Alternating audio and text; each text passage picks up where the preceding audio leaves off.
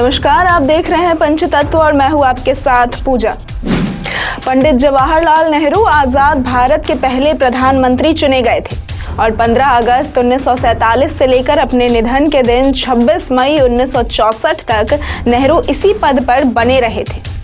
ऐसा नहीं है कि प्रधानमंत्री के पद के लिए नेहरू के सामने कोई और उम्मीदवार नहीं था।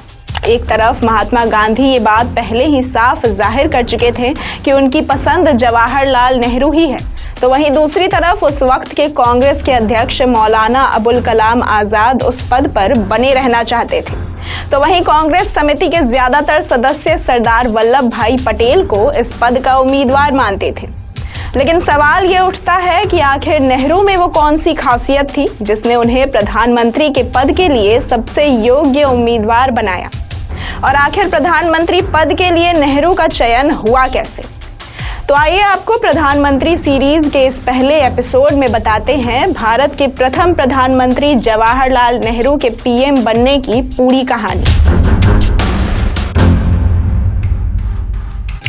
आजाद भारत के सामने सबसे बड़ा सवाल था कि सत्ता का हस्तांतरण कैसे होगा, जिसको लेकर भारत में अंतरिम चुनाव कराया गया। इस चुनाव में मुस्लिम लीग और भारतीय राष्ट्रीय कांग्रेस सहित कई दलों ने हिस्सा लिया, लेकिन कांग्रेस ने सबको पीछे छोड़ते हुए बड़ी जीत हासिल की।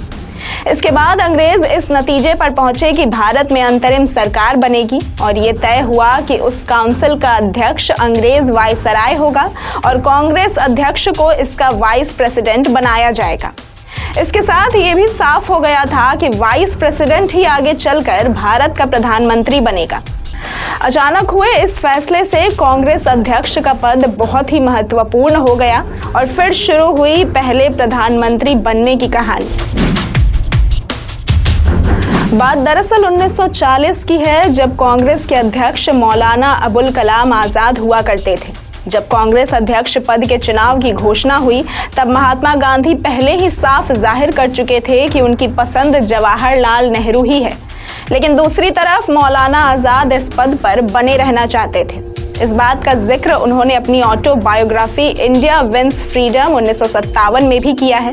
उन्होंने भले ही अपनी बात घुमा फिरा कर लिखी है, लेकिन उनकी बातों से ये साफ जाहिर होता है कि वे उस पद पर बने रहना चाहते थे। उन्होंने लिखा है, सामान्य रूप से ये सवाल उठा कि कांग्रेस में नया चुनाव होना चाहिए और नया प्रेसिडेंट चुना जाना चाहिए, लेकिन जैसे ही ये बात प्रेस में पहुंची, ऐसी डिमांड होने लगी कि मुझे ही दोबारा से अध्यक्ष पद के लिए चुना जाना चाहिए। मौलाना आजाद के दोबारा अध्यक्ष बनने की खबरें हर तरफ थी और इसे देखकर गांधी जी काफी अपसेट हो गए। उन्होंने तब मौलाना आजाद को इस बारे में एक पत्र लिखा कि मैंने कभी अपनी राय खुलकर नहीं बताई। जब कांग्रेस कमेटी के कुछ सदस्यों ने मुझसे पूछा तो मैंने कहा कि दोबारा उसी प्रेसिडेंट का चुनाव करना सही नहीं होगा। अगर तुम्हारी भी यही राय है तो सही होगा कि तुम एक बयान जारी करके बता दो कि तुम्हारा दोबारा प्रेसिडेंट बनने का कोई इरादा नहीं है। आज के हालात में अगर मुझसे पूछा जाए तो मैं नेहरू को प्राथमिकता दूंगा। ये कहने को लेकर मेरे पास कई वजहें हैं, लेकिन उनके बारे में क्यों बात करना। इस बात का जिक्र गांधी के पोते राजमोहन गांधी ने अपनी किताब पटेल ए लाइफ में किया है। गांधी के कहने पर मौलाना ने तो अपने कदम पीछे ले लिए, लेकिन बात सिर्फ मौलाना आजाद की नहीं थी। नेहरू के पक्ष में गांधी जी के खुले समर्थन के बावजूद कांग्रेस समिति के ज्यादातर सदस्य सरदार वल्लभ भाई पटेल को कांग्रेस अध्यक्ष बनाना चाहते थे। इस पद के लिए नॉमिनेशन की आखिरी तारीख 29 अप्रैल 1946 थी। तब तक गांधी जी खुलेआम नेहरू को लेकर अपना इरादा जता चुके थे, जिसके बाद कांग्रेस प्रदेश कमेटी की बैठक बुलाई गई। इस कमेटी के 15 सदस्यों के पास प्रेसिडेंट पद पर नॉमिनेट करने की पावर थी, जिसमें से 15 में से 12 सदस्यों ने सरदार वल्लभ भाई पटेल को अध्यक्ष पद के लिए नॉमिनेट किया। बाकी 3 ने किसी का भी नाम आगे नहीं बढ़ाया। यहाँ ध्यान देने वाली बात यह थी कि जवाहरलाल नेहरू का नाम किसी भी सदस्य ने नॉमिनेट नहीं किया था। जब कांग्रेस प्रदेश कमेटी के किसी भी सदस्य ने नेहरू का नाम आगे नहीं बढ़ाया, तब गांधी जी की इच्छा को समझते हुए जेबी कृपलानी ने थोड़ा प्रयास किया और कुछ वर्किंग कमेटी के सदस्यों ने नेहरू का नाम आगे बढ़ाया। हालांकि अब भी प्रदेश कांग्रेस कमेटी के एक सदस्य ने भी नेहरू के नाम पर मुहर नहीं लगाई थी। यहाँ पर गांधी ने नेहरू से पूछा, प्रदेश कांग्रेस कमेटी के किसी सदस्य ने तुम्हें नॉमिनेट नहीं किया है, सिर्फ कांग्रेस वर्किंग कमेटी ने किया है। इस बात पर नेहरू चुप्पी साधे रहे। इसके बाद गांधी जी ने कहा, जवाहरलाल दूसरे नंबर का पद कभी नहीं लेगा, और फिर उन्होंने सरदार पटेल से नॉमिनेशन वापस लेने के लिए कहा। राजमोहन गांधी ने अपनी किताब में बताया है कि पटेल ने गांधी जी की इच्छा का विरोध इसलिए नहीं किया क्योंकि वो हालात को और खराब नहीं बनाना चाहते थे। पटेल को भी मालूम था कि नेहरू दूसरे नंबर का पद कभी नहीं लेंगे। जेएनयू के पूर्व प्रोफेसर चमन लाल बताते हैं, उस वक्त कांग्रेस पार्टी के अंदर पटेल की तरह ही सोचने वाले ज्यादातर लोग थे, इसलिए सभी ने पटेल को ही नॉमिनेट किया। लेकिन पार्टी में गांधी का नैतिक प्रभाव ज्यादा था। सभी लोग गांधी जी की इच्छा को मानते थे। ऐसे तो गांधी जी संगठन से परे ही रहे, लेकिन कांग्रेस वर्किंग कमेटी में गांधी की ही मर्जी चलती थी। यही वजह थी कि आखिरकार सभी ने गांधी जी की पसंद को स्वीकार कर लिया। नेहरू के पीएम बनने के सफर की मुश्किलें यहीं खत्म नहीं हुई। पटेल के नॉमिनेशन वापस लिए जाने पर डॉक्टर राजेंद्र प्रसाद ने अपना दुख व्यक्त किया। पत्रकार दुर्गा दास ने अपनी किताब India from Curzon to Nehru and after 1969 में साफ तौर पर लिखा है कि इस वाक्य के बाद डॉक्टर राजेंद्र प्रसाद ने अपना दुख जताते हुए कहा था कि एक बार फिर गांधी जी ने ग्लैमरस नेहरू के लिए अपने वफादार सिपाही को दांव पर लगा दिया। ऐसा राजेंद्र प्रसाद ने इसलिए कहा क्योंकि इससे पहले 1929 और 1937 दोनों ही बार प्रेसिडेंट पद के चुनाव में पटेल की लीडरशिप पर गांधी जी ने हामी नहीं भरी थी। इसके बाद लगातार सवाल उठते रहे कि गांधी ने पटेल की बजाय नेहरू को ही क्यों चुना। हालांकि इस पर महात्मा गांधी ने कभी भी खुलकर जवाब नहीं दिया। इस बारे में प्रोफेसर चमन लाल बताते हैं, गांधी जी की निकटता तो पटेल से थी, लेकिन उन्हें हिंदुस्तान की असलियत मालूम थी। उन्हें पता था कि भारत बहुभाषी बहुधार्मिक देश है।